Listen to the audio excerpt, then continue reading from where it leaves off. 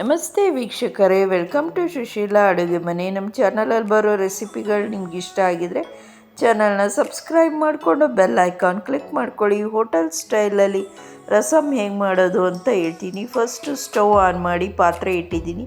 ಪಾತ್ರೆ ಕಾಯ್ದಾದ್ಮೇಲೆ ಸ್ವಲ್ಪ ಎಣ್ಣೆ ಬಿಸಿ ಆದಮೇಲೆ ಸಾಸಿವೆ ಮತ್ತು ಜೀರಿಗೆ ಹಾಕ್ಕೋತಾ ಇದ್ದೀನಿ.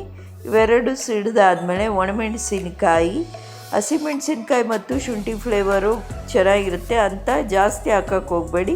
ಎರಡೇ ಹಸಿಮೆಣಸಿನ್ಕಾಯಿ, ಅರ್ಧ ಇಂಚು ಶುಂಠಿ ಉದ್ದಕ್ಕೆ ಕಟ್ ಮಾಡಿ ಹಾಕ್ಕೊಂಡಿದ್ದೀನಿ.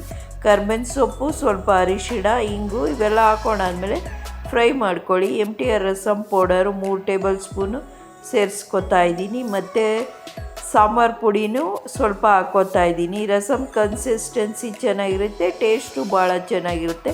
ತೊಗರಿಬೇಳೆಗೆ ಒಂದು ದಪ್ಪ ಸೈಜ್ ಟೊಮೆಟೊ ಹಾಕ್ಕೊಂಡು ಬೇಯಿಸ್ಕೊಂಡು ಅದನ್ನು ಹಾಕೋತಾ ಇದ್ದೀನಿ. ನೀರು ಎಷ್ಟು ಬೇಕೋ ನೋಡ್ಕೊಂಡು ಹಾಕ್ಕೊಳ್ಳಿ. ಅರ್ಧ ಇಂಚು ಬೆಲ್ಲ, 1 ಟೀ ಸ್ಪೂನ್ ತುಪ್ಪ ಇವೆಲ್ಲ ಹಾಕಾದ್ಮೇಲೆ ಚೆನ್ನಾಗಿ ಮಿಕ್ಸ್ ಮಾಡ್ಕೊಳ್ಳಿ. ನೆಕ್ಸ್ಟು ಇಲ್ಲಿ ಹುಣ್ಸೆಹಣ್ಣು ರಸ ಹಾಕ್ಕೋತಾ ಇದ್ದೀನಿ.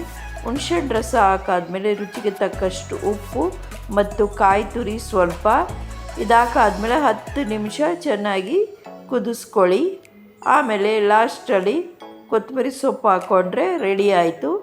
ಈಗ ಸ್ಟವ್ ಆಫ್ ಮಾಡಿ ಸರ್ವಿಂಗ್ ಬೌಲ್ಗೆ ಸರ್ವ್ ಮಾಡ್ಕೊಂಡಿದ್ದೀನಿ. ಹೋಟೆಲ್ ಸ್ಟೈಲ್ ರಸಮ್ಮು ಭಾಳ ಚೆನ್ನಾಗಿರುತ್ತೆ ಅನ್ನದ ಜೊತೆ.